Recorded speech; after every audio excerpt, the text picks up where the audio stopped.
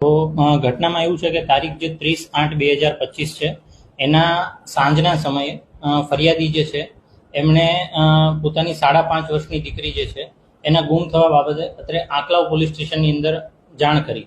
એટલે જેવી જાણ થઈ એટલે તુરંત જ પોલીસ એક્ટિવ થઈ.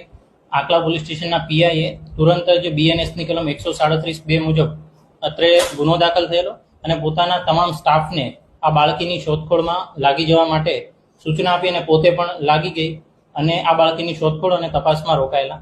તપાસ દરમિયાન એવું જાણવા મળ્યું કે ભાઈ નવાકલ ગામના સીસીટીવી જે છે એ ચેક કરતા એક ઈસમ જે છે એ આ જે નાની બાળકી છે એને લઈ જતા સીસીટીવીની અંદર નજરે પડે છે.